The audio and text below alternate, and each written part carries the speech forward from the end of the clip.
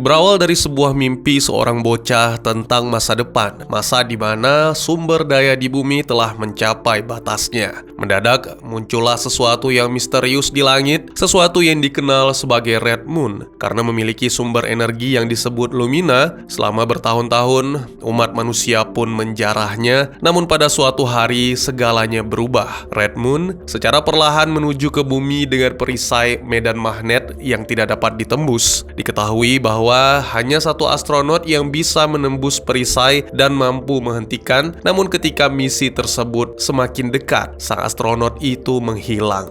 Ya, apa yang sebenarnya terjadi? Selamat datang dan selamat berjumpa kembali bersama saya Teguh Gusto. Bagaimanapun kabar dan dimanapun kalian berada, tetaplah berusaha dan berdoa. Karena meskipun kecil, tapi harapan itu selalu ada. Seperti biasa, saya akan menceritakan tentang sebuah film yang mana kali ini berjudul Le Dernier Voyage, atau bahasa akamsinya adalah Perjalanan Terakhir. Sebuah film yang rilis pada tahun 2020, disutradarai oleh Romain Kirat, serta dibintangi oleh para aktor yang mungkin sudah kalian kenal jika berdomisili di Perancis sana. Baik, kalau begitu langsung saja siapkan kopinya dan selamat menyaksikan video alur cerita. Paul, seorang pria yang kini hidup sendiri, berkelana mengikuti suara-suara dalam pikirannya. Pada suatu hari, dia tiba di daerah kumuh yang menggambarkan bagaimana kondisi populasi bumi saat ini. Wajah-wajah penuh penderitaan, tubuh-tubuh yang kurus, ya, semua orang benar-benar tersiksa karena kurang lebih sudah 1000 hari hujan tak lagi turun. Di sana, Paul juga melihat beberapa pasukan keamanan bersenjata beserta drone-drone pengintai yang terus mengawasi. Paul meminta bantuan seorang pria yang tak sengaja ia tabrak untuk menemukan alat transportasi. Pria itu membawa Paul ke bengkel miliknya, di mana dia menawarkan sebuah mobil tua. Pria itu mengaku baru kali ini ada seseorang yang berani keluar dari dinding dan berasumsi bahwa Paul melakukannya demi seorang gadis. Tanpa ragu dan tanpa menunggu, Paul langsung membayar sesuai harga. Saat Paul memeriksa, si pria penjual mengaku bahwa meskipun terlihat tua, tapi mobil itu masih layak dipakai dengan daya yang sudah terisi penuh. Tak lama kemudian, robot pengintai menemukan Paul, yang mana segera laporannya dikirim kepada para petugas. Untungnya, jagoan kita sudah pergi berkendara melalui gurun tandus sembari mendengar berita di radio tentang hilangnya astronot yang kini menjadi buronan. Segera suara-suara muncul kembali di kepala dan meminta Paul untuk menemukan hutan seperti pada gambar kuno, meskipun tak mengetahui apa yang menantinya di sana. Sangat disayangkan, tiba-tiba saja mobil Paul tak mau berfungsi. Ketika diperiksa, ternyata baterainya rusak dan harus diganti. Lagi-lagi, mendadak drone pengintai muncul secara tiba-tiba. Paul pun segera meraih pistol dan berusaha menembak. Sayangnya tangan Paul tidak cukup stabil, sehingga membutuhkan obat khusus sampai akhirnya mau tidak mau, Paul harus mendorong mobilnya ke sebuah pom bensin di tengah gurun sambil mendengarkan antusiasme umat manusia terhadap Lumina yang dikatakan akan mencukupi kebutuhan energi manusia selama bertahun-tahun. Setelah melewati seorang pria yang sedang mabuk, Paul memasuki toko kecil yang dijaga oleh seorang gadis. Diketahui bahwa gadis itu bernama Elma. Tokonya memang tidak menjual baterai, tapi bisa membantu memesankannya, dan baterai tersebut akan datang selama kurang lebih 3 hari. Tentu saja itu terlalu lama, namun karena tak punya pilihan, Paul pun terpaksa menerima. Televisi memberitakan tentang Elliot, saudaranya Paul, yang mengambil alih misi untuk meledakkan Red Moon. Proyek ini diluncurkan oleh pendiri Space Goods Corporation bernama Henry, yang merupakan ayah mereka. Elliot berhasil melakukan peluncuran, namun gagal dalam menembus medan magnet, yang mana membuat kapalnya sempat kehilangan sinyal. Merasa putus asa, Paul pun melangkah keluar, mengingat salah satu kenangan masa kecil, di mana kala itu sang ibu sedang sekarat dan sang ayah membawa Elliot Elliot dan Paul untuk mengucapkan selamat tinggal terakhir kalinya. Menyadari sesuatu yang mengerikan sedang terjadi, Paul kecil berlari keluar dan tersambar petir. Ternyata itu adalah bagian dari mimpi buruk yang mana membuat Paul seketika terbangun dan merasakan tangannya gemetar. Paul bisa saja kembali mengkonsumsi obat, namun suara di dalam kepalanya melarang karena obat itu adalah suatu kesalahan dari sang ayah. Sementara itu, ditampilkan Elma yang berusaha mengalihkan pikirannya dari badai, yaitu dengan menyalakan musik dan menari di kamarnya, serta memperhatikan foto-foto sang ibu. Tiba-tiba saja, siaran berita membicarakan kembali tentang astronot yang menghilang, yang tidak lain dan tidak bukan adalah Paul. Hanya dia yang mampu mengatasi medan magnet Red Moon, dan dengan penuh percaya diri, pria itu pun membuktikannya. Segera, Elma pun mengemas barang-barangnya untuk pergi, namun ketika keluar, sang ayah segera menghadang dan menghentikan karena tentu saja di luar sana sangat berbahaya. Sementara itu, ditampilkan dua bocah menyaksikan benda yang jatuh dari langit yang ternyata itu adalah kapsul Elliot. Kondisinya benar-benar buruk, bahkan Elliot tak mampu membuka mata, dan ketika diperiksa ada suatu perubahan pada pupilnya.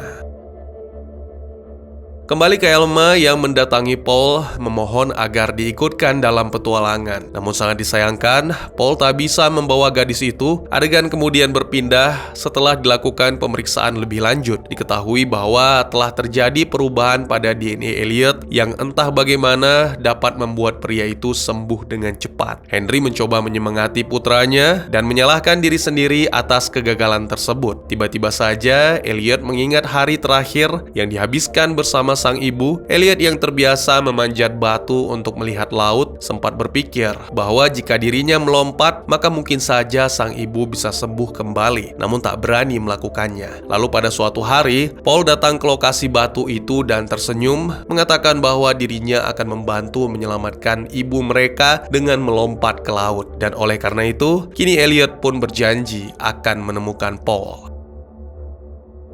Paul sendiri kini lokasinya diketahui oleh polisi. Elma secara diam-diam memperhatikan bahwa pria itu bersembunyi di dalam bak mandi tua dan itu membuat Paul berhasil lolos. Adegan kemudian berpindah menampilkan ayah Elma yang menemukan foto-foto sang istri yang sangat ia benci. Hal ini membuatnya marah dan segera membakar trailer putrinya. ¡Papá Coderno! ¿Qué has hecho? Te dije que no quería. Keesokan harinya, Elliot tiba di pom bensin dan segera menanyakan tentang Paul. Ayah Elma mengaku tidak mengenal dan bahkan tidak peduli. Menyadari hal ini, Paul secara diam-diam merampas baterai pada mobil Elliot, sementara Elliot sendiri entah bagaimana bisa merasakan atau membaca apa yang dipikirkan ayah Elma. Lalu membuat ayah Elma mengingat rasa sakit karena ditinggal oleh sang istri dan rasa sakit akan sikap putrinya. Elliot kemudian mengatakan bahwa pria itu sudah cukup menderita dan alangkah baiknya jika segera mengakhiri segalanya. Melihat kematian sang ayah melalui jendela, Elma pun segera melarikan diri. Menyadari baterainya telah dirampas, Elliot mengirim robot pengintai untuk mengikuti Elma. Elma sendiri kini hanya terduduk lemas di pinggir jalan. Untungnya Paul menemukan gadis itu dan dengan segera mengajaknya untuk pergi bersama. Sementara itu, kurir baterai ternyata datang lebih cepat. Keuntungan kini menjadi milik Elliot karena kini dia bisa segera melakukan pengejaran. Kembali ke jagoan kita yang dalam perjalanan di tengah gurun mencoba menyingkirkan Elma karena perjalanan selanjutnya akan sangat berbahaya. Namun Elma menolak serta mengancam jika berani mengusir, maka gadis itu akan melaporkan tentang Paul kepada polisi. Tapi jika diizinkan ikut, maka Elma akan membantu Paul menemukan hutan. Kenangan masa lalu kembali terlintas, di mana kala itu Paul bermimpi tentang sang ibu yang mencoba memberitahukan sesuatu. Ini bukanlah pertama kali Paul mengalami, jadi sang ayah hanya menganggap sebagai ilusi. Selain itu, Paul juga memimpikan saudaranya, tapi dalam kondisi yang berbeda, yang jauh lebih tua. Kembali ke masa kini, jagoan kita dan gadis muda mencapai sebuah pos pemeriksaan di mana kendali mobil mereka diambil alih oleh polisi. Ternyata kini Elma yang berada di kursi pengemudi memperdaya petugas agar mereka dibiarkan melewati. Beberapa saat kemudian, Paul dan Elma tiba di sebuah kafe. Di sana Paul menelepon Henry, mengatakan bahwa Redmond seharusnya tidak dihancurkan dan mengirim Elliot untuk mengemban misi adalah suatu kesalahan. Namun Henry membantah dan tak ingin hanya diam tanpa melakukan apapun seperti di masa lalu. Henry hanya yakin dan percaya tanpa melakukan apa-apa dan akhirnya kehilangan sang istri. Tiba-tiba saja percakapan mereka terputus dan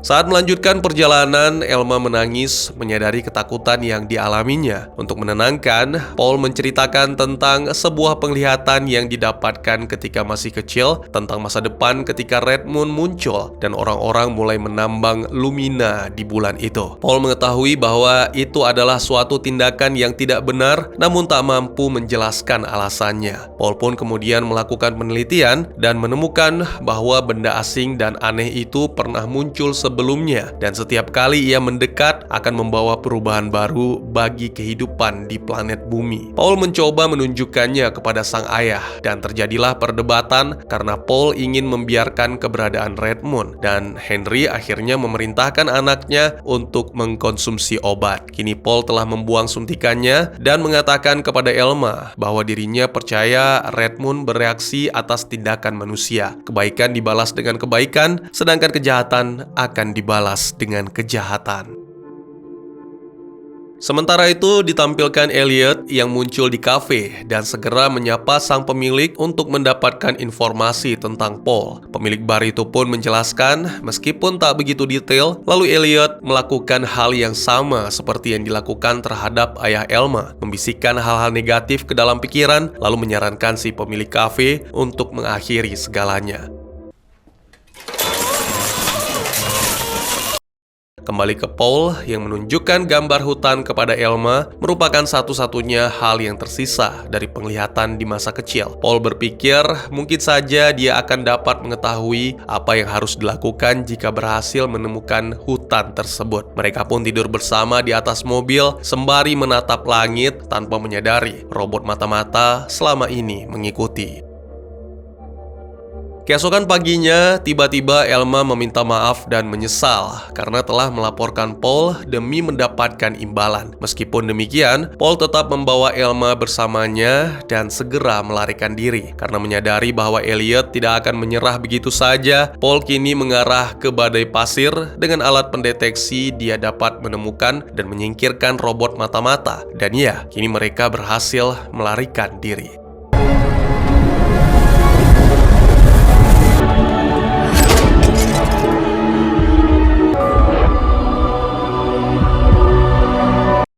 Tak lama kemudian, keduanya tiba di sebuah teater tua di mana mereka menonton beberapa film dokumenter tentang bagaimana kondisi bumi sebelumnya. Elma sangat terpesona dengan pemandangan yang luar biasa dan tak percaya bahwa itu benar-benar nyata. Tiba-tiba Paul terkejut ketika menyadari bahwa ternyata gambar hutan sangat cocok dengan film yang sedang ditayangkan, yang mana berarti dia tergila-gila dengan sesuatu yang ada pada gambar itu. Sementara kini Elliot bersama dengan polisi melakukan pengejaran dan beberapa waktu kemudian mereka juga telah tiba di teater. Elma membangunkan Paul dan keduanya pun sepakat untuk bekerja sama, di mana Elma dijadikan sandera agar bisa melarikan diri.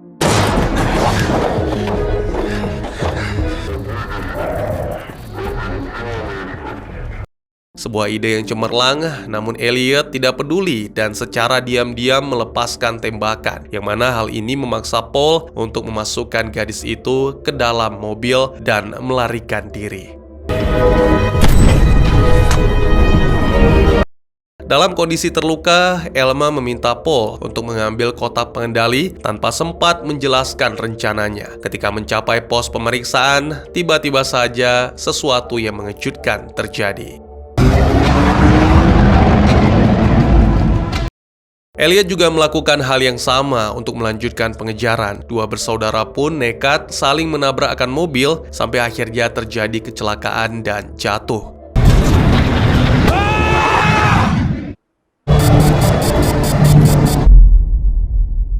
Sementara Elma tergeletak tak berdaya, Paul pergi untuk berhadapan dengan Elliot yang mengingatkan bahwa Paul seringkali mengaku memiliki hubungan dengan Redmond seolah-olah itu adalah ibu. Hal yang menyedihkan, hanya Paul satu-satunya orang yang bisa menghancurkan Redmond. Ya, ayah mereka akan memaksa Paul untuk melakukannya meskipun harus menempuh berbagai cara. Hal ini memberikan sebuah ide kepada Paul. Demi menyelamatkan Elma, Paul akan menuruti permintaan sang ayah. Kini Elliot berusaha membisikkan sesuatu ke dalam pikiran Paul untuk mempengaruhi. Namun sebelum itu terjadi, segera Paul dengan sangat terpaksa melepaskan tembakan.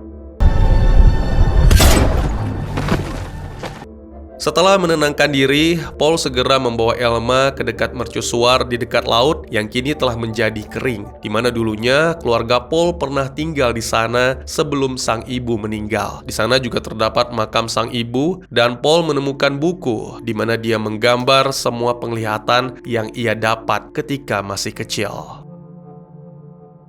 Pada akhirnya, jagoan kita menyadari bahwa tak ada lagi yang bisa ia lakukan selain kembali ke pangkalan misi Redmond. Di sana Paul bertemu dengan Henry yang segera memerintahkan untuk pergi menjalankan misi. Di saat yang sama, tim medis datang dan segera membawa Elma untuk dirawat kembali ke Paul yang kini bersiap untuk menaiki roket menuju ke Redmond. Beberapa waktu kemudian, saat mendekat, Paul meminta izin mengaktifkan kendali manual untuk menembus perisai medan magnet bulan tersebut. Namun alih-alih meledakkan, Paul malah keluar dari perisai dan menjauh dari Redmond, lalu memulai program penghancuran diri. Di dunia, Elma menemukan buku album milik Paul yang menggambarkan segala sesuatu yang terjadi, bahkan ada stiker wajah tersenyum yang sebelumnya diberikan oleh Elma ketika pertama kali bertemu. Ya, Paul mengucapkan selamat tinggal kepada sang ayah, kemudian roketnya pun meledak saat berada cukup jauh dari Redmond. Hal ini menyebabkan Redmond mulai menjauh dari bumi, dan tiba-tiba saja hujan pun turun, ditandai dengan gambar seorang gadis memegang payung pada album Paul. Dan ternyata gadis yang ada pada gambar tersebut adalah Elma. Dan tamat. Berlatar di tahun 2050, kiamat sudah dekat, bumi dalam kondisi sekarat dan ditinggalkan oleh sebagian manusia. Satu-satunya orang yang bisa menghentikan Redmond menabrak planet bumi kabur entah kemana. Dalam film, Paul si astronot mengetahui sesuatu yang tidak diketahui orang lain, dan dia tidak ingin menjadi orang yang bertanggung jawab atas kesalahan umat manusia sehingga memutuskan untuk bersembunyi. Meskipun semua orang percaya bahwa ini adalah akhir dunia, Paul menerima kenyataan tersebut dengan tenang, tidak peduli meskipun seluruh umat manusia membencinya. Namun pada kenyataannya, tidak semua orang mengejar Paul. Kebanyakan dari mereka lebih sibuk memfokuskan diri untuk menghabiskan sisa-sisa hari terakhir. Jadi seperti benar-benar menunjukkan bagaimana buruknya situasi, apalagi didukung dengan CGI yang lumayan mantap. Selain ini, yang memburu Paul bisa dibilang hanyalah pihak pemerintah. Selain mengerahkan petugas keamanan, mereka juga memberikan hadiah bagi siapapun yang bisa menangkap Paul. Tapi ya, seperti yang saya bilang tadi, semua manusia sibuk termasuk pemburu bayaran. Jadinya tidak ada yang benar-benar peduli, apalagi mau menangkap Paul. Mengapa Paul? Ya, selain menjadi putra dari Henry, seorang ilmuwan yang menemukan manfaat kristal merah atau lumina, Paul adalah satu-satunya yang mampu mengemudikan roket dengan sangat baik, dan terlebih dia memiliki pengetahuan tentang Redmond. Jadi semua orang menaruh harapan padanya untuk memindahkan Redmond keluar dari jalur agar tidak menghantam bumi. Saudara Paul, Elliot, sepertinya juga mengetahui sesuatu tetapi gagal mencapai Redmond dan seharusnya meninggal dunia. Namun ada semacam kekuatan misterius yang membuatnya bangkit. Dalam kebangkitannya itu, Elliot juga mendapatkan kekuatan semacam telepati, menyebabkannya menjadi jahat. Selain itu, telepati tersebut juga digunakan untuk melacak Paul setelah robot mata-matanya dihancurkan. Red Moon, objek asing yang misterius, awalnya datang memberi harapan, tapi setelah 1 dekade dijarah oleh manusia, dia berubah menjadi ancaman bagi dunia dan umat manusia. Menurut apa yang saya pahami, kedatangan Red Moon ini adalah sebuah siklus, mirip-mirip dengan ramalan suku Maya, dan kemungkinan juga Red Moon lah yang menyebabkan kepunahan pada hewan-hewan purba. Jadi, bumi tidak hancur, melainkan dibuat menjadi benar-benar tak layak huni, sehingga siapapun yang bertahan maka akan memulai kehidupan baru di muka bumi. Saya yakin pasti teman-teman semua penasaran apa yang terjadi jika Red Moon hancur. Tentunya inilah yang akan menjadi penyebab kehancuran karena manusia-manusia yang bertahan hidup masih terlalu banyak, bumi masih dalam tahap pemulihan, sehingga sumber daya yang disediakan tidak akan cukup bagi seluruh makhluk hidup. Oleh karena itu, Paul memutuskan untuk mengakhiri segalanya agar dia tidak menjadi penyebab kehancuran dunia. Tapi sayangnya, sesaat setelah Paul tewas, Red Moon-nya malah menjauh dan bumi kembali pulih. Agak gimana gitu ya. Tapi memang itulah yang seharusnya terjadi sesuai dengan penglihatan. Pada awalnya, Paul harus menemukan hutan yang ada di dalam film dokumenter, lalu selanjutnya menemukan album atau buku yang membuat Paul teringat kembali akan penglihatannya di masa lalu, tentang masa depan, tentang apa yang harus ia lakukan terhadap Red Moon, serta apa yang selanjutnya terjadi pada bumi dan apa yang dialami oleh umat manusia. Siapapun yang pernah menonton film Armageddon tahun 1998 pasti sudah sangat paham dengan rencana dalam film ini. Tapi buat yang belum menonton, bisa ubek-ubek video lama kita ya. Ide ini tidaklah buruk, tapi juga bukan sesuatu yang wow, karena berlatar di masa depan dan teknologi terlihat sudah sangat maju, jadi mengapa bergantung pada astronot? Tapi di sisi lain, saya juga dibuat takjub sekaligus bingung bagaimana perjalanan antariksa bisa dilakukan dengan begitu cepat. Padahal, dengan menggunakan teknologi saat ini diketahui bahwa perjalanan ke Mars akan memakan waktu berbulan-bulan.